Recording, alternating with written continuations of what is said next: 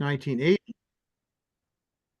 he worked with the 78th Fraser Highlanders squad at the Montreal Military and Maritime Museum and as a piper in the Black Watch. Ewen was an RCMP officer out west for years, and he volunteered with numerous museums over his lifetime. In 2015, he returned to Quebec and became a volunteer with the 78th Frasers. While there, he had access to research materials, and he took the opportunity to commence a journey to solve his wife's, Kathleen McKinnons' family tree. At the same time, he became involved in the descendancy project of the 78th Frasers. Over the last 9 years, Ewen has immersed himself in searching for the lost history of the Scots who settled in Nouvelle-France, and he calls it the spider's web that joins everybody together. He has over 100 family trees that he continues to actively research and is now able to share the information with others. Kathleen McKen, his wife, is an inspiration for his work, and together they plan to make bilingual presentations for all to enjoy. They found out along the way that McKen, Kathleen's baptized name, was a priest's contraction of McKinnon in Montmagny, Quebec. Ewen was awarded the Quebec Thistle Council's Award on Military History without having to put anything into publication, and it is hoped that this presentation, as a start, will demonstrate his findings and redeem himself. Over to you, Ewen. We're going to start the screen share, Ewen. Sure, please. Now, if you wonder why I'm wearing this is typically what the Scots would have worn in North America. Plus, I paid for it. I like to wear it once in a while. I do wear it once in a while to walk in front of the windows of the house just to freak out people walking by, but there, that's more comfortable. So, the presentation's about two Donalds of the same name. They both served in the 78th Regiment of Foot, but it's actually the story of three Donald McKinnons. There were three Donald McKinnons that were made into one person over history, and a lot of the early people doing archival work thought it was one person, and this is a clear demonstration that there are two people. Another researcher, Jacques McCann, has been doing this for 40 years, and he was probably the first one to discover that it's actually two different people. And my findings corroborate his findings. And we both have issues trying to explain it to other people that there's actually more than just one. So this is the definition, and it's also a genealogy project that you'll see how it ends in the end. So now the first question is, who are the Frasers and why are they so significant to us? So the 78th Regiment of Foot, actually we have to go back. Most of you know this history, but we have a world war going on. It's the 7 Years' War, and we have Austria, Germany, Russia, France, Britain. All the countries in Europe are fighting, and it's a truly world war. Everybody's sitting around the risk game with their cards, fighting and collecting cards along the way. In North America, we simply have the French and the English fighting. This first starts off with the colonies, and the French send troops, and then the British send troops. And then finally, King George II and his son, the Duke of Cumberland, say enough is enough. We want to end this once and for all. And they create a project, and their project is 2 Highland regiments to simply come to North America to fight against the French. And when you look at the context of the politics in Scotland and England in those days, I'll just use a reference of Israel and Palestine just as a reference, is that some people in Israel look at Palestine and all male Palestinians are Hamas. Whether they are or not, that could be, is what some people are thinking. In Scotland, they had the same issue. The King of England looks at the Highlanders and says, oh, all the males sitting in the Highlands are Jacobites. And he's afraid there's an army sitting there that could attack him at any time. So the plan is to recruit Highland soldiers to go to North America and fight against the French. And there is a quotation out there that they had made basically saying, if the Highlanders go to North America and fight and die in the service of the king and kill the French, then good riddance. So they're basically killing two birds in one stone. So there's two regiments created. The Black Watch are already in North America fighting. The 77th Regiment of Foot is the first one, which is Montgomery's Highlanders. I'm not talking about them, so I'll put them off to the side. The second regiment is the 78th Regiment of Foot. So we have Simon Fraser, the son of the chief Simon Fraser, is asked to create the regiment. The chief Simon Fraser was an officer in the Black Watch. However, during the Jacobite Rebellion in 1745, he decided to sympathize with the Jacobites. So in 1746, he was arrested and tried for treason and was the last person in English territory to be beheaded. So the son, when he was asked to create the regiment, thought he would redeem himself, get his title and lands back, volunteered very quickly out of hopes of getting favor from the king. So the Fraser Highlanders were created and they came to North America. They fought at Cape Breton and Louisbourg. And then the next year they came to Quebec, and that's Quebec City. And then after a bunch of little battles, had the major battle of Quebec, and then remained in Quebec over the winter, and then fought again in springtime, and then were at the surrender of Montreal in 1760.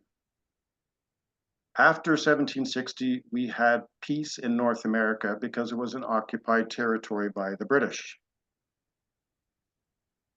So because it was Nouvelle-France was being occupied by the British, they set up a garrison system, first of all, to look for any incoming French ships.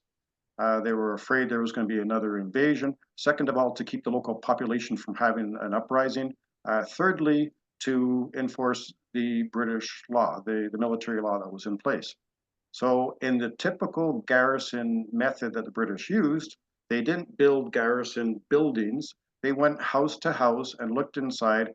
And in this case, they went to all the seigneuries and all the little parishes, looked inside the house and said, okay, you got room in this house for two soldiers are staying here. They go to the next one, you have room for two here. They go to the seigneur's manor, the nice big stone house. And it's like, oh, there's a nice building. We're going to put the command post in here with 3 officers. And by the way, you got a nice big barn. You got 20 soldiers posted there. So they were garrisoned up and down, basically from, for my presentation, from Trois-Rivières to Martin, in all the little parishes. Now, it wasn't without restoration to the French Canadians. They did receive fees for the board of the soldiers, and the soldiers did give them their rations because they ate out of the same pot as the French Canadians. So when the soldiers were not doing garrison duty, basically marching up and down, there was also a group of soldiers in the summertime, they were garrisoned in tents. And Guy McNichol was able to find this in his research, where there was 3 different companies that marched around and set up their tents and moved. So they weren't in the same community for the full 3 years. But the soldiers were lucky enough that when they weren't doing garrison duty, they were released to do civilian work. So if somebody had a trade of a blacksmith and there was a blacksmith in town, then they can go work for the blacksmith. If there was no blacksmith in town and they were able to acquire the equipment, then they became the local blacksmith. The same thing for fishermen, the same thing for farmers, the same thing for all the trades. So in a roundabout way for that period of time, all the local communities, the economy and the autonomy was raised because of this manpower that was settling in all the communities. For example, one town would have, or one seigneury would have about 1,000 people. An extra 100 males would certainly bring in a lot of work. They weren't necessarily all welcome because a lot of the places they were posted in, the British had burned the houses and the crops, and then the local people were also the local militia who were fighting against the British. So it wasn't necessarily fully welcome, but in my findings, there's a lot of places where they were welcome. During this time, I'm finding records where there's British soldiers and their wives, or Highlanders and their wives, Scottish wives, are having children baptized in the Catholic churches. There's also Scottish soldiers dying and being buried in the Catholic cemetery. So we do have a large population of Highlanders who are Catholics now living with the French Catholics, which makes it a little easier and more palatable for them. During this time, the soldiers were not allowed to marry the French Canadians. There's a myth out there, it's because they were Protestants and they weren't allowed to marry the Catholics. That is not correct. It's an occupied territory. And the British knew that if it was returned to France, if there were any French citizens who had married the British citizens, they would not be allowed to travel back on the ships. And the treaty would also dictate that the French citizens would have to remain the citizens of King Louis XIV. So it was more of a political thing and a practical thing than a religious thing. So there were no weddings during this time, although there was probably a lot of socialization. And I also know there was a distillery or two that was opened up at this time. So we now have, and because of this, I find in January 1764, in the parish records, there's a lot of Highlanders now getting married to French Canadians. Next. And this is all because of the Treaty of Paris. The Treaty of Paris was signed, and this is going back to all the world's leaders with their risk game. They're now cashing in their cards, and the King of France turns over Nouvelle-France to King George because he wants parts of France back. He also wants the Caribbean and some other little islands and things that were less expensive to maintain than Nouvelle-France. And because of the Treaty of Paris, the Fraser Highlanders were going to be disbanded. It means there was no more war. And because of the treaty, all of the French Canadians in Canada now became servants or subjects of the King of England. That's why they were now suddenly able to marry the Highlanders. So the regiment was disbanded and they were given three options. The first option was a return to Scotland and be disbanded there. So a lot of soldiers returned. And while they were there, they're telling all their friends what it was like in North America. The second group stayed in North America and took their discharge, and there's about 150 of them. And they're staying in, a lot of them I find in the communities where they'd been garrisoned over the 3 years. And the third group remained in North America and were transferred to other regiments. Some hadn't finished their contract, and others just wanted to keep employment. So I'm finding some of them remained in North America in the garrisons that were here. Others served overseas in other regiments, still fighting in other locations. And then many of them did end up taking their discharge in North America. So within 5 years, we have that group. A lot of them are retaining or returning back to North America to discharge. We also, that's the Treaty of 1763. We also have a lot of merchants, Scottish merchants, as well as shipbuilders and people involved in the lumber business showing up at Trois-Rivières, Quebec, and in Montreal. And when I say Quebec, I mean Quebec City. Why? Because the British garrison's in place and they're a big monster and they need a lot of supplies. So the Scots are being the opportunists and they're following the army, and now they're setting up in all these little communities. And where am I here? So I call that the second Scottish migration. So the first Donald McKinnon I'm going to discuss, there's not a lot to him and he's pretty elusive, is Donald McKinnon of Berthier-sur-Mer, which originally was called Berthier, the seigneurie, and then it was changed to Berthier-en-Bas, and then now it's Berthier-sur-Mer.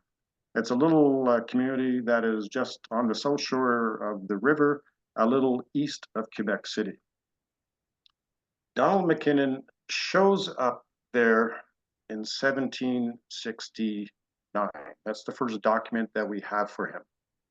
We know he's a private in the Fraser Highlanders, and he's in Alexander Campbell's company.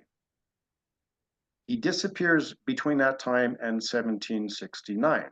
However, there's two Donald McKinnons that show up in the 15th Regiment of Foot, which is Colonel James Murray's regiment. He's the governor of Nouvelle-France, or British North America at that time.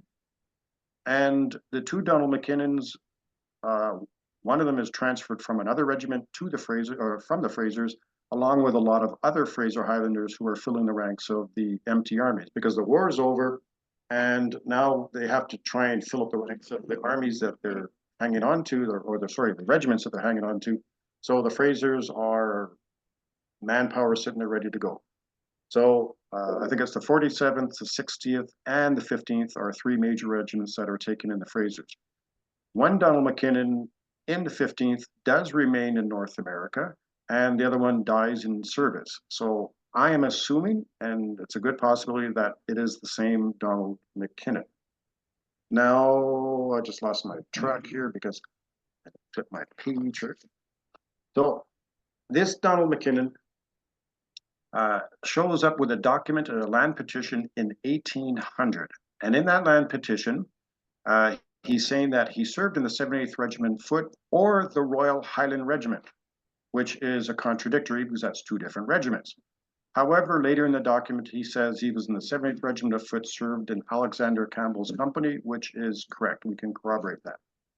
He also says that he married a French Canadian and that he had 20 children, 10 of which lived. And since that document, he had 2 more children. So he had 12 children that survived. And in addition to that, he lost his strong box with all his documents, his military papers and everything, many years earlier along the coast of Labrador when they were pilfered by natives, First Nations people. And that sort of strikes a bell because there was a failed sealing industry by former Scottish soldiers after the 7 Years' War on the Labrador coast. And the reason it was failed, thank you, the reason it was failed was because every time they went out sealing, their camps would be broken into and stolen, and then they basically had a war with the local natives every time they would go out and do their hunting. And they just finally gave up after a while. That sort of makes sense why this Donald McKinnon would have been on the Labrador coast. The only other option is if he was fishing or part of the marine industry and was shipwrecked there because they would have no reason to set up camps there otherwise. The first record we have of him showing up in Berthier-sur-Mer is in 1769 when he's having a child baptized at the local church. His wife is Angélique Renfret, dite Malouin. You just have to remember Angélique. They have a child, and he's listed as a cabaretier. So he is a bar owner. And in those days, bar owners just didn't have the bar. They might have had an extra room or two to rent out to people who needed it for the night, as well as they were sort of the local merchant. They were sort of jacks of all trade. And in this case, all these little village ports, the schooners would be sailing up and down the river. They would make their port of call, and people would sometimes stay in the little the auberges or the cabaretiers overnight before they headed on the schooner again, because some schooners weren't quite big enough or comfortable for families and children and stuff like that. So he was established there, and he basically kept the same place. The only document after this is that he was arrested during the American Revolution when the rebels arrested him, so that he wouldn't spy on them and give information to the British forces of their location. That's the only other document other than parish records of him getting married and, having children. And there's absolutely nothing saying he's getting married. So we don't know where he came from in Scotland. However, in 1915, a parish priest did do archival records for the diocese out of Quebec. And under the marriage document, he put a note saying that they were married in 1769. Unfortunately, they don't say where or when, so I can't find those records. So the exact whereabouts of where this Donald came from is a mystery. He ended up dying in 1804, and his wife ended up moving to Quebec City, and that's where she passed on a few years later. So now we have the other Donald McKinnon. Now I call him Donald McKinnon of Matane, but he actually spent a lot of time in Montmagny. Now, if you remember the slide before that, Berthier-sur-Mer was on the right and Montmagny was on the left highlighted. They're only 17 kilometers apart. Next slide, please. This Donald McKinnon is a little more, there's a lot more detail on him. He shows up as a Fraser, as a corporal in John Nairn's company. John Nairn is an interesting person because he was in the Dutch Brigade prior to coming to the Frasers, so he was a professional soldier. And I am assuming, I am assuming that Donald McKinnon was a professional soldier because he seems to be following John Nairn around in a lot of different exploits and obviously a friendship there as well. So he serves as a Fraser, and then he transferred to the 60th Regiment of Foot, which is the Royal American Regiment, and he's in garrison in Montreal. So while he's in Montreal, he gets married to his wife, Françoise Talon, in 1765 at Notre Dame Cathedral. Now, on the Catholic documents for their parishes, I love working with them, they list who the people are and their parents. So here it's listed as Hugh McKinnon, and Auguste in French, and in Gaelic is Hugh in English. So whenever you see Auguste, it's Hugh. So Hugh and Christine MacDonald of Kildonan in Scotland are his parents. So that gives us a hint, Kildonan. However, when you Google Kildonan, there are many Kildonans that popped up and disappeared over the years in Scotland, so it doesn't help a whole heck of a lot. When you look at the bottom of the document, it has Donald McKinnon and it is his signature. So he's an educated person. He knows how to read and write. And later, when I'm looking at documents, he's actually reading and write in both English and in French, which is unusual because, or not quite unusual, but it's sort of unusual because the Highlanders were Gaelic-speaking regiment. They were the only ones that spoke Gaelic. Their officers, their NCOs, everybody had to speak Gaelic. So you have all these people now, they're trilingual. He's much better than I am. So he's an educated person, and we'll see more of that later on. So after this, he shows up in Montmagny. So in 1767, he buys property, and he's classified as an aubergiste and a marchand. So he's a tavern keeper and a merchant. He also has 2 schooners, and we're finding legal documents where he's buying and trading property, not just with his brother-in-law, but other people in the community. And he's loaning money out to a lot of the local people, including the local seigneur, who's a couillard. And so he's setting up a big business, and he's holding everybody's property as collateral, and they do pay him off over a period of time. So in this time, he's networking, and his 2 schooners are, I can only assume this, but it makes perfectly sense that he is now sailing up and down the St. Lawrence River from Montmagny to Quebec City, where he now has a house on Rue St. Charles in Quebec City, which is down by the port. And he is stopping and trading in all the little parishes along the way, going in both directions. Because in all those little parishes, all the Fraser Highlanders are now setting up little cabarets, little merchant stores, and taverns. And it just makes sense, the network is already there. And these are all the soldiers that used to stay in those locations for the 3 years that they were in garrison. And this expands further and further over the years. So we have him doing that. In 1772, he's now purchasing land in Matane. So next slide, please. In 1772, he puts in for a land petition. And in the land petition, he is saying that over the summer of 1772, he picked up settlers from Ile Saint-Jean, brought them to Matane to start the salmon fishery, and found to settle the area, but found the area too rocky. So he's asking for land on each side where it's better for housing and for farming. And he's also saying that next summer in 1773, I'm going back to Ile Saint-Jean to pick up friends and more settlers to settle the area.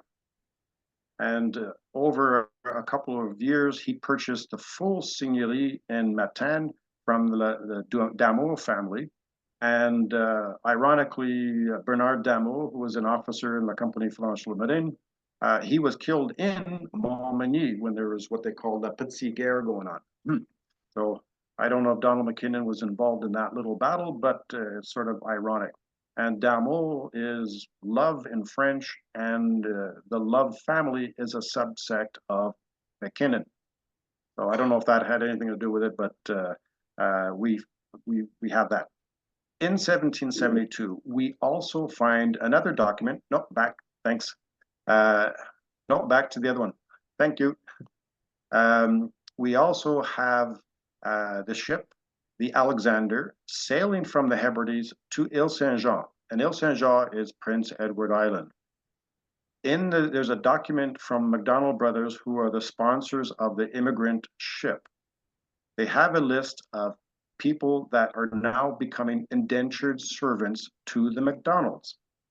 On the list, there is Donald Henderson and his wife, who we later find out is Christine McKinnon.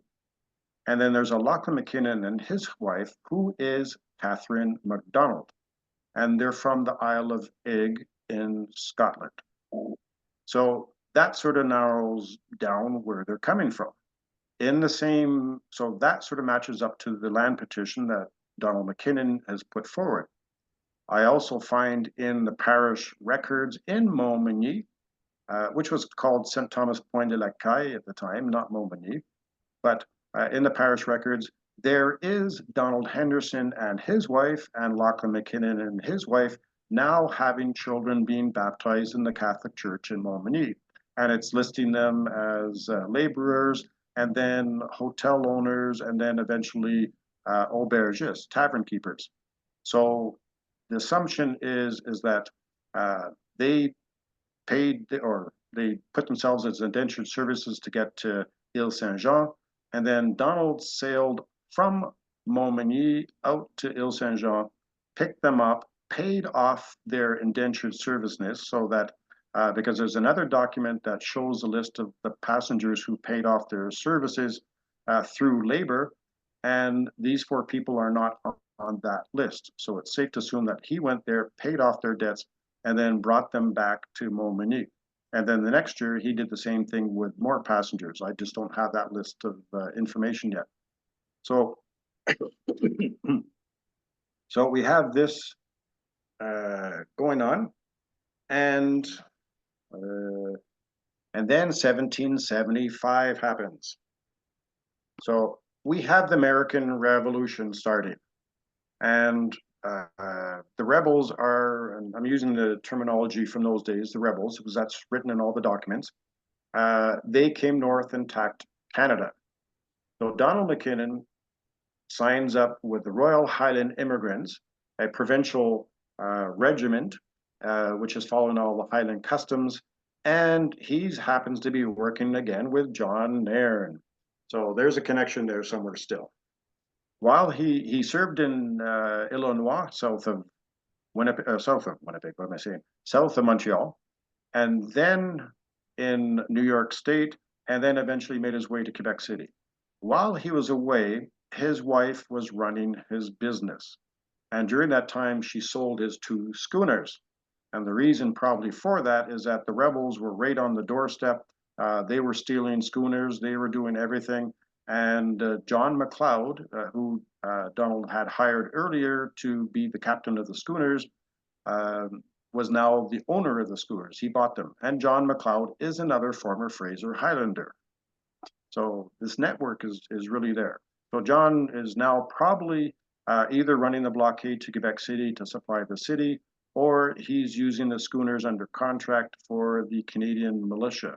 And there was a navy of Canadian militia that were using small schooners to fend off the coast from Americans who were stealing schooners to attack them. At the same time, not too far from Montmagny, in a place called Saint-Pierre-de-la-Rive-Sud, there was the local seigneur and the Canadian militia went out to try and join up with a larger group of Canadian militia to attack the rebels.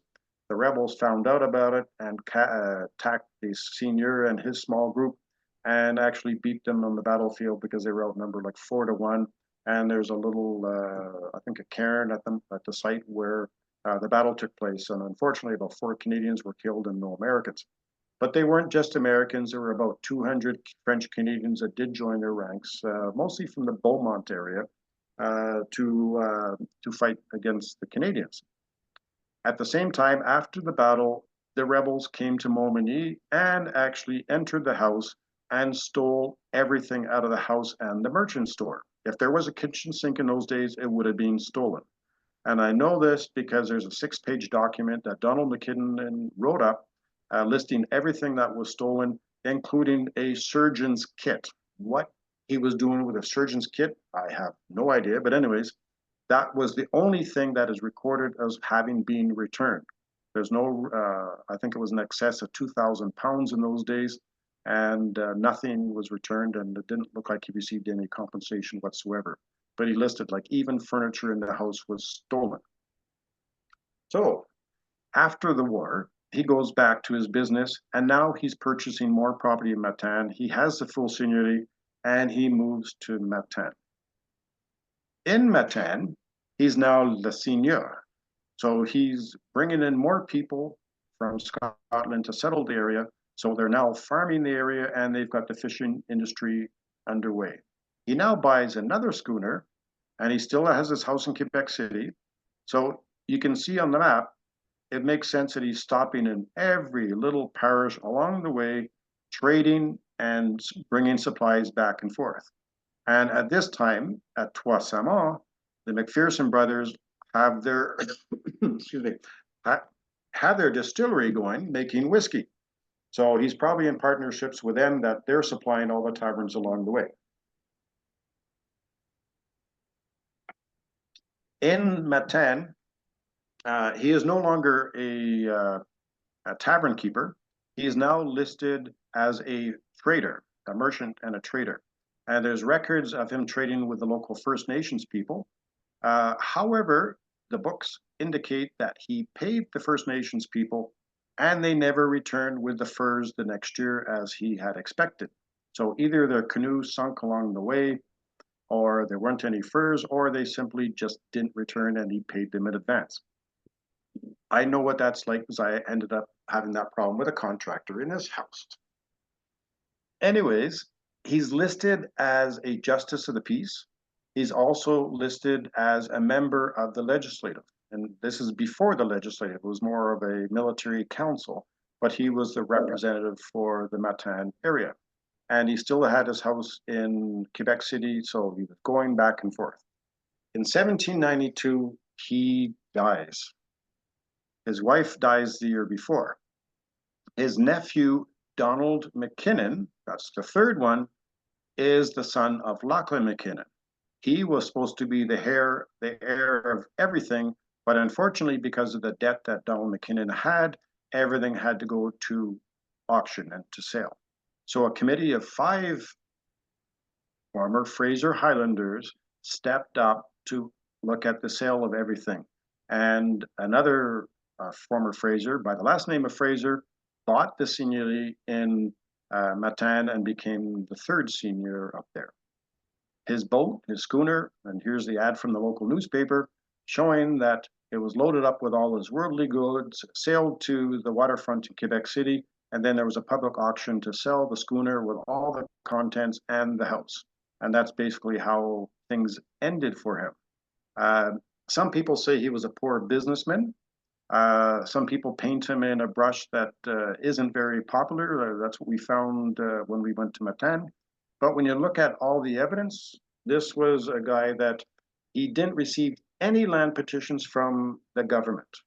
He had served in 3 different regiments, and everybody says they received land petitions. When I look at the land petitions, there's not one document that's stamped or written saying it was approved and he received any money.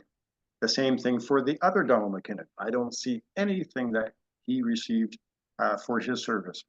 This Donald McKinnon also went into business with a guy named Louis Marchand Jr. in Quebec City, and Louis Marchand left the business, dissolved it, and Donald McKinnon was left with all the bills to pay. He also sponsored, we know, at least 4 people, if not more, from Scotland to pay off their indentured services and bringing them and helping them get set up in North America. So we have that going on. And then, of course, the last thing is that he paid people in advance and never received the goods.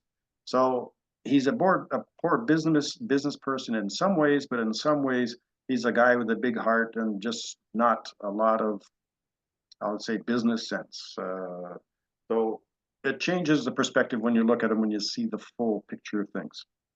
So the Fraser Empire took over, and if there was a change of things with Mr. McKinnon's fortune, then it would have been the McKinnon Empire rather than Fraser's. So now we go to our journey, and this is just a short version of it. And when you look at this, these are all the reference materials that I used. And if you look at Outlander, that's a joke. Some people think that Outlander TV series has all the proper information, everything else. Tell you the truth, I've never watched one episode, but I just threw it in there. I love the costumes, I love what they wear, but historically, some of the stuff is not correct. Now, our journey, this particular story, the journey starts in 2017. In May long weekend, so it's not very far away, 2017, Kathleen and I drove out to Matane from Saint-Jérôme, Quebec, to look at the history of Donald McKinnon. Matane, Donald McKinnon. And the reason for that is Kathleen was always told when she was a child that her ancestor is Donald McKinnon, who was a senior in Matane, and he was a navigator for General Wolfe. And of course, I started getting cross-eyed trying to figure that one out because I don't know any Navy people that stayed here, but I certainly know about the Frasers that stayed here. And as Bruce had mentioned, I was volunteering at the MacDonald Stewart Foundation and the Frasers in Montreal, so I had access up to a lot of archives, and then some of the writings from Colonel Harper as well. So I was able to look at that. But we drove to Matane. The Historical Society didn't have much that was very, it was a lot of opinionated work, not something that was unbiased. And when we went to the churchyard, the church did not have any headstones. And I'm standing there beside the church saying, this is really weird. And Kathleen's like, he's here. I know he's here. And it's like, there's nothing here. Then we find out after that the church, when they built the school next to the church, they were concerned that the kids would be disturbed by looking at all the headstones. So they took all the headstones away. But the bodies are still there in the churchyard. So the graveyard is still there. There's just no headstones to mark them. So a little creepy. So on the way back from Matane, we stopped in a hotel and we are both on our cell phones Googling in the hotel room because I had been doing this for a couple of years already. And Kathleen's like, what the? And it's like, what? The house of Donald McKinnon's for sale in Montmagny. And then you think, what do you mean? So I looked it up. I still couldn't find it. She found it, gave me the link. I looked it up, and sure enough, it is. It had been on the market for 3 years, and I'd been Googling him for 2 years, and this never showed up previous. So it's like, okay, we're driving by it tomorrow. It's 2 hours down the road. We got to go by there anyways. And Kathleen's like, I got to see the house. I got to see it. So the next day, we went and looked at the house. We were actually supposed to go to our funeral on the next day. So we sent flowers instead and went to look at the house. In the house and after the house, it was like, I got to buy it. I got to get it back into the family. And she was adamant. So within 6 months, we own the house. And this is the house. This is as it looked last year. It's not what it looked like when we bought it. But that is the house of Donald McKinnon. Now, which Donald McKinnon, we don't know. But the house is now back in the family. So now we have the two Donalds. Who are they? And I say, Tommy McKinnon, drum roll, please. And I'll start with the first Donald McKinnon, the Donald McKinnon of Berthier-sur-Mer, of which Tommy McKinnon is a direct descendant of. That's why he's here. Tommy McKinnon is a French-Canadian from Rimouski, Quebec, but he was a drummer in the Black Watch, and now he lives in Vancouver, and he's a professional drummer there. So there are a lot of McKinnons around. So Donald McKinnon of Berthier-sur-Mer had 20 children, 12 of them have lived. His legacy is that we now have the family names of McKinnon without the A, McKinnon with the A, McCann, McCann, McKeenan, McCannon, McQuinnell, and McCanavin all came from him. And it's not just in Quebec. One French-Canadian, McKinnon, moved to Nova Scotia, and then he became the MAC McKinnon, now intermarrying with a lot of Scots in Nova Scotia. The names got changed because we have parish priests who are basically writing phonetically.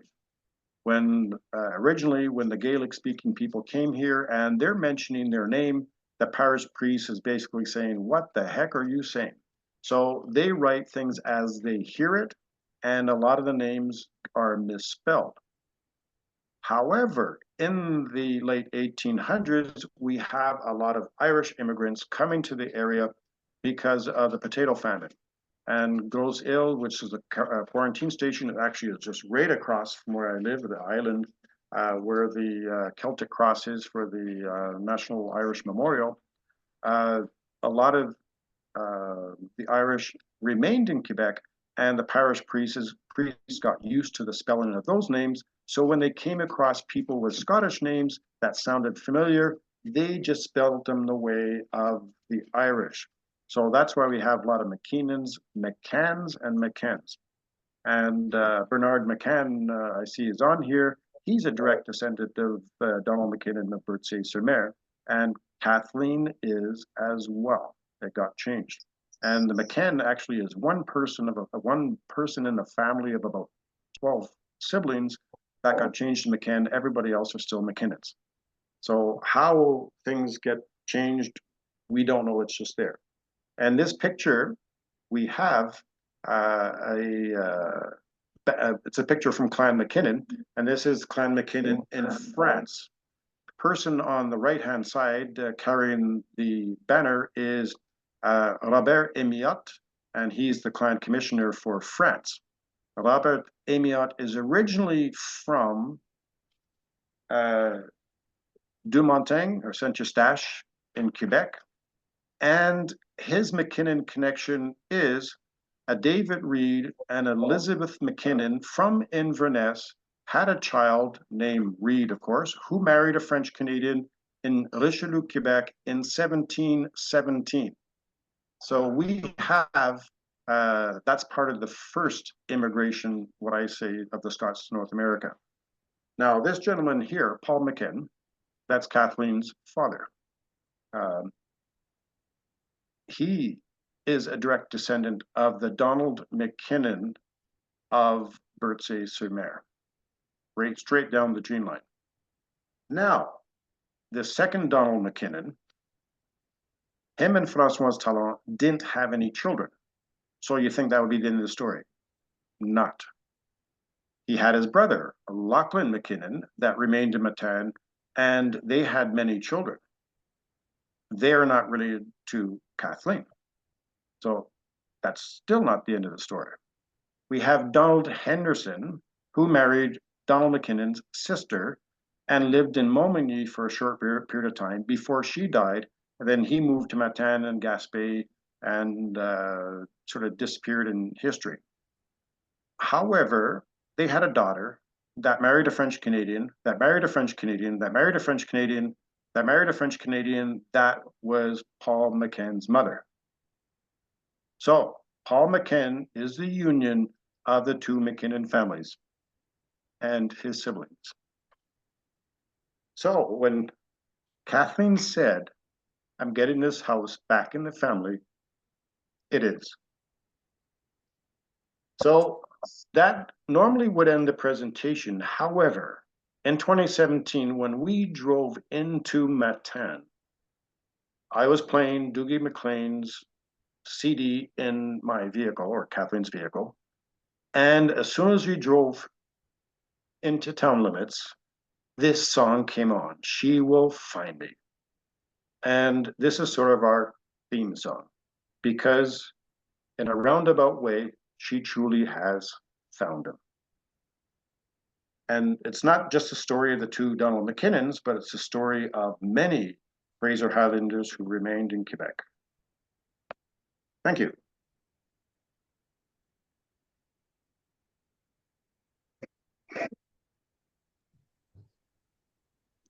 At this point in time, besides the thunderous applause, of course, and I wish we're all muted, but you can see us.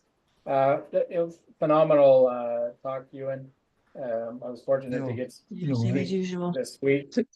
I'm gonna say now, with Hugh's permission, I'm just gonna moderate a few questions and answers. And all I'll ask is that you either raise the Zoom hand, which will give you a little hand up in the corner of your picture, or wave frantically in front of your face, and I'll find you, and then you've got the floor. So, have we got any questions to start? Andrew Moore, you're next. You have to unmute. Thanks, Ewan. That was awesome. I don't know if you were aware, Bruce is well aware that both my nephews were in the Frasers in Montreal, Sean and David McKinnon. And I know that their grandfather is out Saskatchewan way and multi-generations there. I wonder if there's any linkage that way.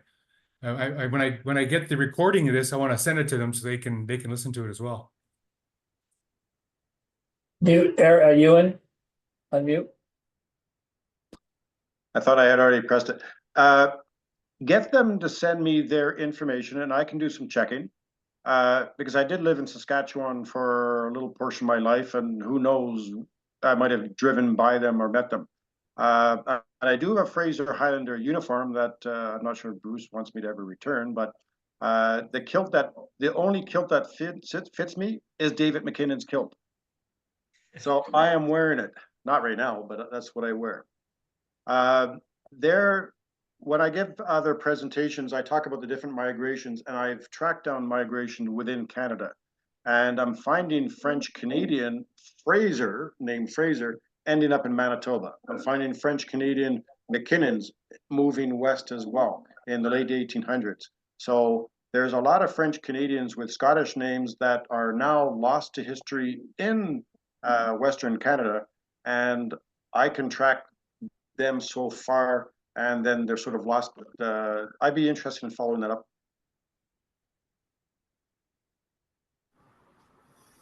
How would they get it? How can I get a hold? How can they send you something? Just do it through Bruce, maybe?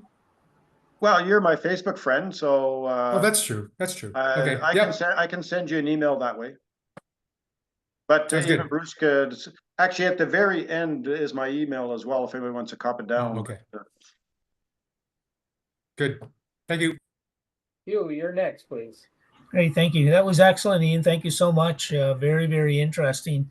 You mentioned at the beginning that you had access to about 100 family trees. Is there any way of getting a copy of which ones you actually have access to? I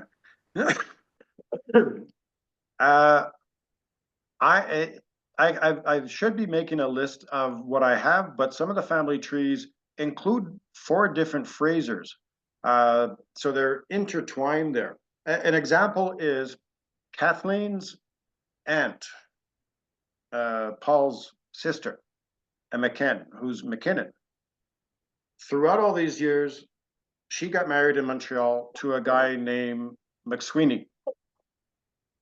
At Kathleen's father's funeral, I'm talking to them and I'm collecting information. And then I start doing genealogy on McSweeney because that name rings a bell to me. And sure enough, he is a descendant of a Fraser Highlander as well. So here they are, almost 300 years later, getting married, and they probably marched together years ago. This house is a magnet for freaky stuff like that, history and associations. And this is where I'm getting my stories from and starting to collect.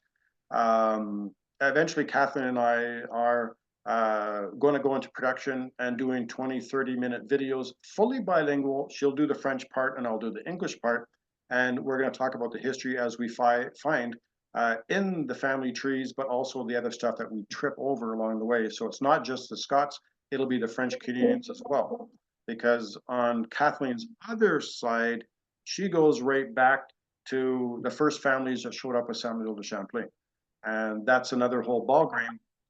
It's a beautiful history when you find it. Thank you, Hugh. Anybody else would like to ask a question of Ewen?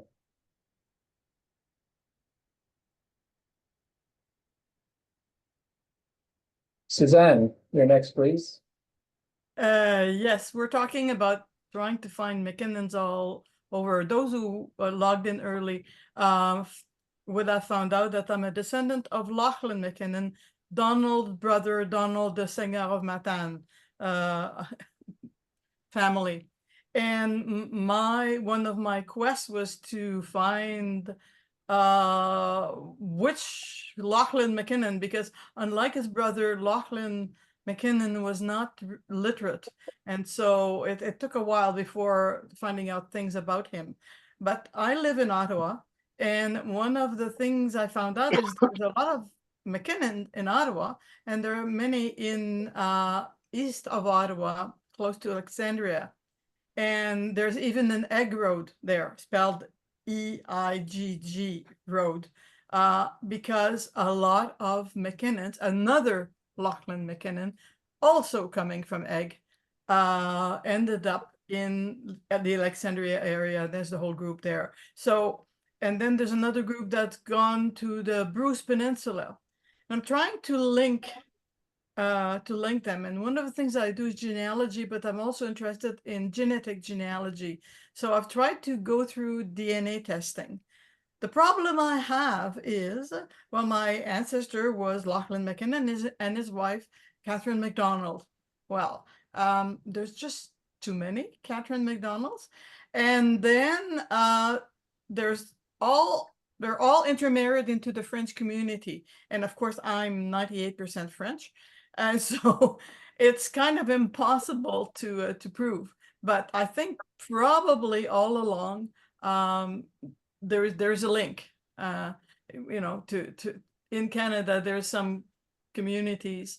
And I have had the pleasure actually to go and visit the house a few years back, because for me as well, it's a mythical place. And so I just wanted to add to that and thank Ewen and his wife for actually preserving the house. I don't think Lachlan, it never belonged to Lachlan, but he obviously lived there for some time, working with his brother with other arriving Scots. I think the Hendersons might have lived in that house too for a while before they got settled. So it's I think you're doing a service to yourself, to your family, but it's our family. So I want to thank you.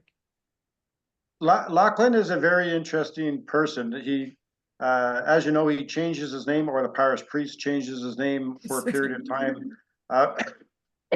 which isn't unusual, because if they can't pronounce a name, they just write down what they think it is.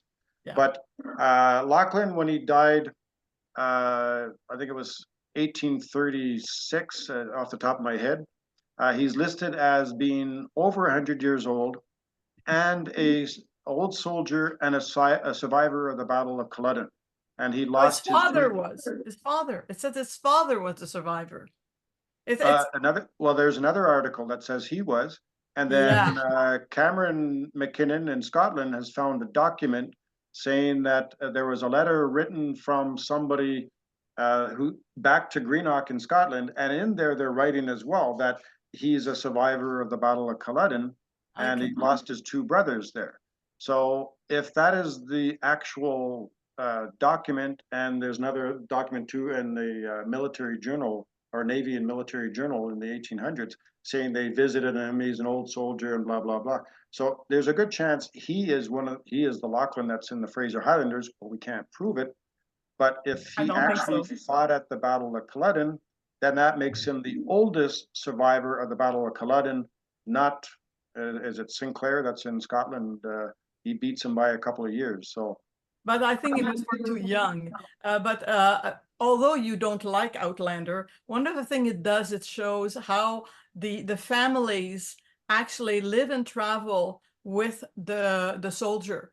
And so I think that he was there, but he wasn't there as an enlisted soldier. He was there with family. And obviously, like all little boys would have been used to sort of bring stuff around. And so he was there, but he might have, I calculated he must have been about 8 or 9 years old.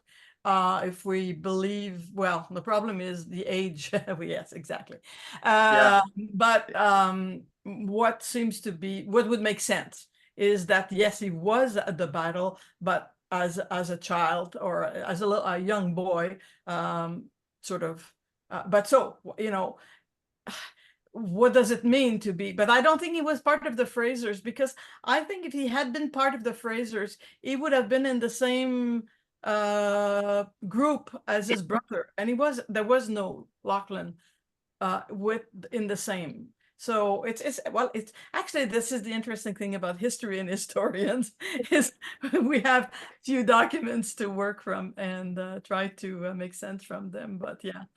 I'm Yeah, gonna invite you, and we've got, I think someone wants to chime in on this. Bernard McCann, I think you've been getting my attention.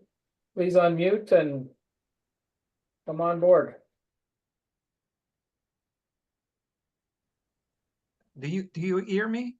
Oui, Yes. bonjour. Okay. Hi.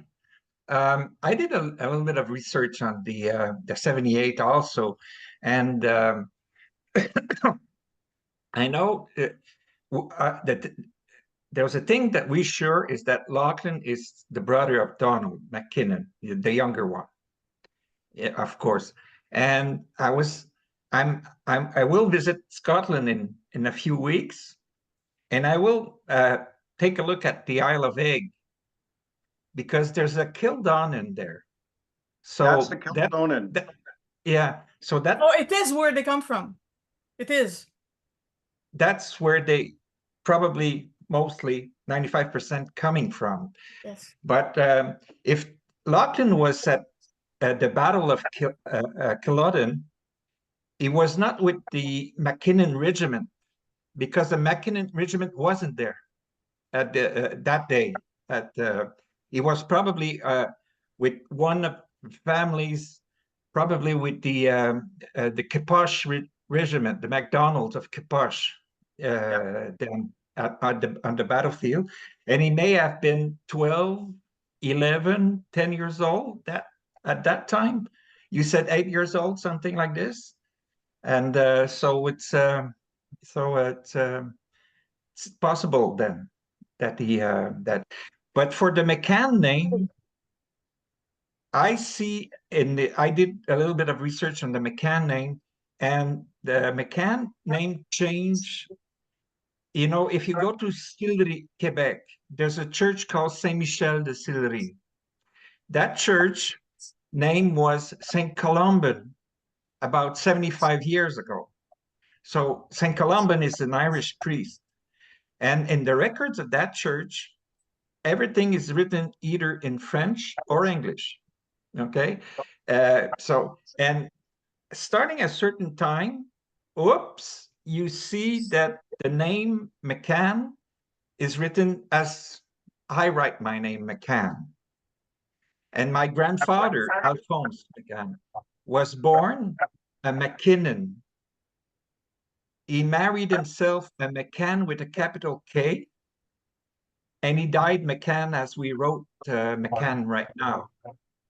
So that's the story for the McCann. It's probably an Irish priest at St. Columban of Sillery that decided to told the family, now you're gonna write your name that way and only that way. You know, like it's and I did all the change you know, the papers for my certain of my uncles and aunt because they were born McCann with a capital K, and they wanted to change their name for McCann with a capital C. That's a story of Yeah, Thank you, Bernard. I have found parish documents where in the same document, the name is spelled 3 different ways. So it wasn't consistent all across the board. So when people argue about the spelling, it's, oh, well, MC is Irish and MAC is Scottish. It's like, no, forget about spelling. That's sort of the modern version, but in the old days, it was M apostrophe, it was MAK, MAC. It didn't make any difference. Mike, did you have a question? Sorry, was that? I do. Did you have a question, Mike? I saw you, Deborah. I just saw Mike waving his hand. Okay, Deborah, you're next. Thank you. Well, I'm listening from Guelph, Ontario, and I guess my question is, I actually only know that my birth father was Duncan McKinnon and his family settled in Cape Breton. And I'm wondering where to begin with finding out more connections for myself, like you have found out and found this home, which is amazing. Just where to begin finding my connections, and some of you very well could be. If you like in Nova Scotia, for me is a place I sort of avoid just because there's so many people with the same name and there's so many migration patterns. Quebec is easier, I should say, because of the Catholic parish records. The Protestant records, they're awful. They just say John Smith married Mary Jane. It doesn't help, but the Catholic will list the parents and where they live, as well as the occupation, and sometimes for the people getting married, their ages. So you've got everything all in this nice little document, and at the bottom they'll have witnesses. So the Temuan will be an uncle, a brother. So you've got a whole whack of information in one little document, which really makes you be able to search more. But that doesn't help me if my ancestors are from settled in Cape Breton. What you can do is, if you're available to send me an email with what you know, I can take a look. I'm on the Ancestry program, and I just happen to, that's where I happen to use it. I do have over 100 family trees, but they're open to the public. And I have gone around and sent people messages, because there's a messaging program within Ancestry saying, hey, just to let you know, your family tree is wrong. And it's because they misread documents, especially the French Catholic documents. I look at them, and Kathleen looks at them, and she's French, and she's like, how can you read that? It's all pen, ink, and it's all smudged and burnt and everything else. And I just pick what I need out and I use it. Some people don't know how to read it, and they misunderstand it. With our I do have one a copy of something he gave me before he passed away with names of siblings and whatnot, but that's about it. So I could send you an email with a picture of that. That could work. In Nova Scotia, there are a lot of archives and a lot of small communities that have genealogy projects. They could be a good place to look. But if you're able to send it to me, then I can sort of maybe try and narrow it down, but I might be just as much as the loss as you are. And that's one reason why I do stay away from Alexandria and Glengarry, Ontario, because we have the original Frasers here, and these are all follow-up presentations that I can make. But we have the Frasers here that during the American Revolution, they now join up with the Royal Highland immigrants, and then they all apply in mass for land petitions in Glengarry, all around the Ottawa River, so even Lachute, Quebec, and all around there. And they're settling there along with a whole whack of new people that are coming in from Scotland. And they all have the same name. So I just avoid that because I can't pinpoint it enough to get something substantial.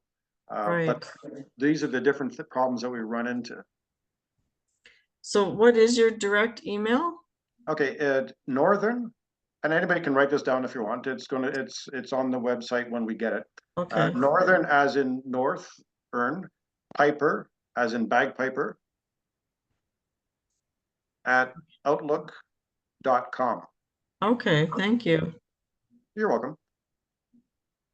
And thanks for the presentation. You're welcome. I hope I didn't bore everybody. Au contraire. Well, I should. Any other questions? William and Sylvie, you're on. Absolutely fantastic presentation, Ewen. And I've got to go back and look at that little thing that said, "Oh, you've got a Fraser gene in you." Though I'm strongly maintaining that I am a McGregor, but then again, we got all over the place, so who knows? One of the things that has come up with some of the presentations in the past and some travels out west was issues with artifacts that people have. We had an excellent spring meeting with CASIC where Randy Stewart from the Victoria Highland Games presented all kinds of things where he'd been picking them up like at flea markets and stores. He has one thing where he went into a thrift store and he unwrapped this woman's underwear and she wasn't wearing it, and found a goblet from Prince Charles. But one of the things that clicked was, well, you must be running across artifacts as well. And the challenge that I see we have is that a lot of these artifacts either go to museums and are lost, are put to the curb, or just people don't know about them and the story that goes with them disappears. And it sounds like you're somebody that we should be connecting with to kick off an artifacts project that maybe CASET could do to help with regards to that. I mean, you're going to have the biggest artifact of all, and that's that house. Yeah, this house is in a whole other story. And Susan Lesage has done some research on the previous owners and on the house, and we're doing it sort of separately, but together at the same time. And the house is a big mystery. However, it's going to be helped next month. The University of Laval is, they said that they're free after May, and they're planning to come here to do a dendrochronology test on the beams in the house. And if you ever cut a tree in a house and you have all the rings, that's what they're doing, is they're doing a datation on the beams of the house. And they have records in the University of Laval that will tell them what year the house, at least the trees were cut down. So I maintain, and this is just me and my stubbornness, that the new side of the house is 1767, and that's Donald McKinnon's construction. The old side of the house dates back older, and we had an archaeological engineer come here many years ago, and she said she would not be surprised if the old side of the house dates back to 1690. And if we can prove that this is a wood pièce-sur-pièce house, that would mean that this house is the oldest standing wooden structure in Canada that is still standing, and because everything else is stone. So it would make a real historical impact if that's the case. The other strange thing about this house, and this is why I say it's an attraction, it's for everything. I've done the genealogy that I can find on every previous owner of the house.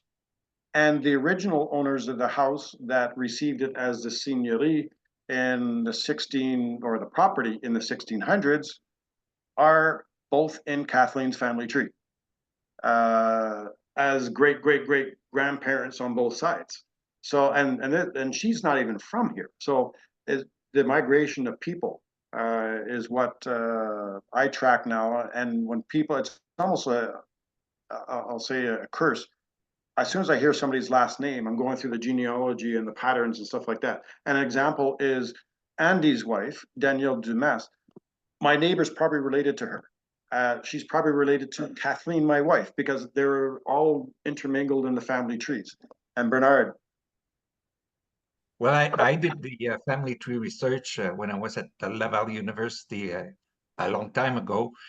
And what we can find out is that, you know, like New France was settled by about not more than, you know, like 20,000, 25,000 people. And they all lived on Chateau Richer, all these places in Quebec. And it's not unusual to see, you know, a family 3 times in a family tree, you know, like, so there's, and if you take you meet a Quebecer, you could easily find the same person and same grandfather in your family tree. Because there's at the 10th level, there's 1,000 person there. You know, like it's you have 2 parents, 4, 8, you know, multiplied by that, and there's a lot of people in a family. Exactly. I work in old Quebec City for the present time anyways. And I walk through the old city and I can name the people on the streets who they are, the street names. Everybody else is just brick, mortar. I know the people intimately because I've researched them. And I take Kathleen, like when Kathleen's father was living with us for a little while, I'd be driving around town, that's your ancestor's house, that's your ancestor's house, that's your ancestor's house.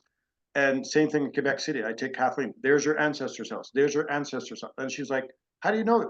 because I'm doing the genealogy, plus I'm in the archives, and I'm finding the old addresses and stuff in Quebec City.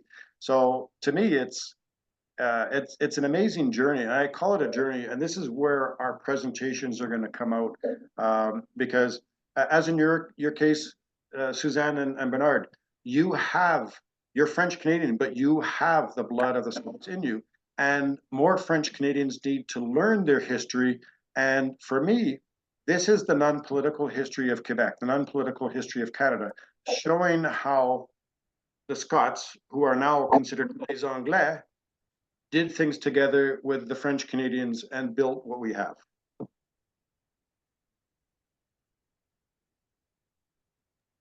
And it And comes they- down to modern history, Ewan. I mean, you talked about Madame Zumaker down below here.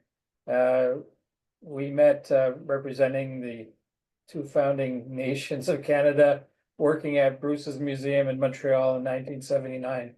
And we didn't know a thing about each other's history at that time, but we're still living the life and extolling the virtues of our combined history. And we do have common ancestors that we found, like Bernard referenced, that 9 generations back and 11 generations back. It's easy to find. So yeah, it still goes on. I'm gonna see if we've got any other questions. Hugh, do you want to make some closing remarks on this? Yeah, absolutely. Thank you, Andy, and thanks very much again, Ewan, and thanks everyone for making the time to come out. We're very excited about this initiative. We had started something before COVID called Ask the Historian, which is something similar, and we would invite, it was usually Earl Chapman, who's our regimental historian, and people would write in questions to myself. I would funnel them over to Ian or to Earl, and then Earl would research them and then come back, and we'd have a Zoom call, and he would provide answers and answer questions. And it was very, very interesting. And this is sort of a new development because we're calling this a wee dram, and it's a really it's a way to look at our history, not only of the regiment but of the Scots who settled here and intermarried and all the rest of it. And so going forward, I'm hoping we'll have Ewan on for future calls on different aspects. Maybe he could talk about the house down the road at some point and some of the other research he's working on. We've also been in touch with Stephen Brumwell, who's a well-known historian, has written a number of books on the French and Indian Wars, including probably the definitive book on General Wolfe called Paths of Glory. And so we're going to try and make this at least a quarterly event. And if you have any suggestions, any ideas, things that you would like to see on future calls, please let us know.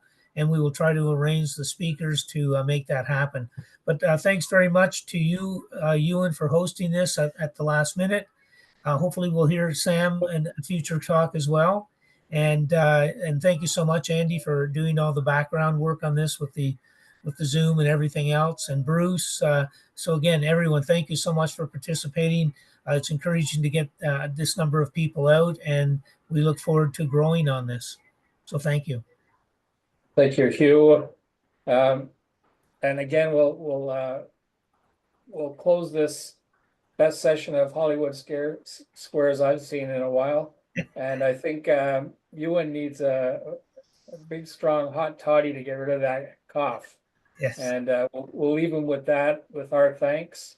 And we hope to see everybody back for the next one. And I'm sure you'll hear about it soon. So with that, I'm going to wrap up and say goodnight to everybody. And Ewan will be in touch. Okay, for the recording, where's the recording? It'll be ready within 10 minutes of closing this, and I'll send it to you. Okay, because I can pass it out to the different groups to view. Yeah, I'm using Bruce's account for this one, so I have to make sure I find it and send it to you. All right, thank you. And thanks everybody for putting up with me. Thank you. Good presentation.